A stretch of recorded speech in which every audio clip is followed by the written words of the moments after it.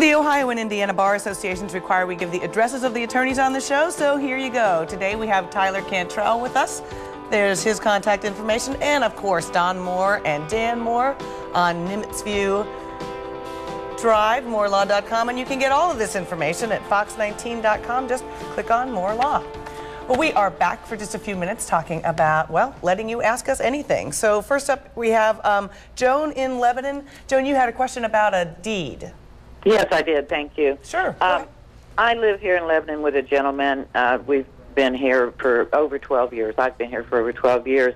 And he wanted to put me on his deed as a co-owner of his house. Mm-hmm. He had to take out a small loan with the bank, in which I guess he put the house up for collateral. And they said that we could not put my name on it until the loan was paid off. I need to know if that's correct, because I did hear a different story from that, but I do need to know which one is, I mean, can he or can't he? Well, a lot of that's going to depend on what your mortgage itself says. Most mortgages have a due on sale clause or due on transfer clause. If that's part of your mortgage, it may have to be paid off, or the mortgage may, or you have to have their permission.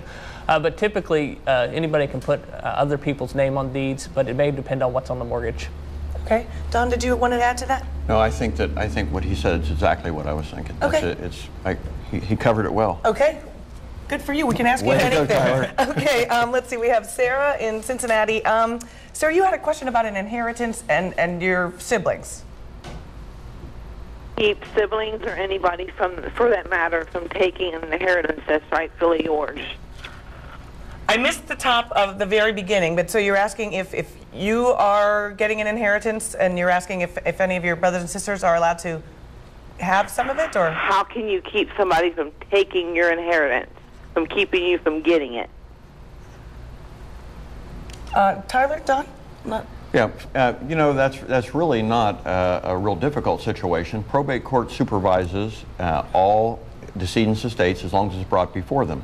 So the way to protect it is make sure the case goes to probate court. If there was a will, then it's going to go the way the will says. If there wasn't a will, it's going to go the way the statutes of the state of Ohio say, but the only way that you can protect it is get it before the probate court. And you can do that by seeing a probate lawyer, or just go down to the probate court yourself. There will be someone who is capable of administering the estate. Depending on your relationship, it may be you or it may not be you, but you can get things started. Boy, those are situations that really can tear families apart. It's really, really tragic, the things that you see that happen to families. Yeah, you're not kidding, and it's funny. So many people think that, well, that won't be a problem in my family. And then they don't have a will, they don't get around to it, and then sure enough, it is a problem in that family. You really are helping your family by having a will, just saying, look, this is what needs to happen, and these are the people that I want in charge. Okay. All right, Larry, I think we have time for another call or two. I think up next, Andrew in Lebanon. Good morning. Good morning. Go right ahead with your question. Yeah, I had a question. Can your employer use your Social Security number without your permission to obtain information about you?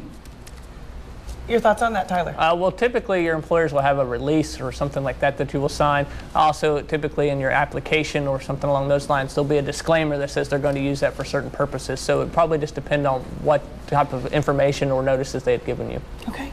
And I didn't want to get too much further before. You had some information you wanted to share with the viewers. Well, I did, Deb. Basically, we had this terrible wreck last week, and a lot of questions came up. They covered it in the Inquirer. We talked about that. And frankly, I think it's important to note to all the people in the public, if you're involved in something like this, a lot of times people don't know the insurance company is who calls the tune. The driver, the person who's insured, has no discretion. So if I run into someone and I want my insurance company to pay them, but the insurance company thinks up of an excuse, or they feel like they've got a good defense, they're the ones that decide that it's going to be paid or it's not going to be paid to that other person. That other person then has no recourse but to sue me if they don't like what the insurance company did. So I may get sued because my insurance company didn't do what I think is the right thing. So who your insurance company is and who the adjusters are who actually handle it can really make a difference. And I think the average person just doesn't know that. Important information. It does make a difference which company you're with. Okay. We have the next caller up. I didn't quite catch the name. I think it was Tim. It's Kim. Hi, Kim. Go ahead.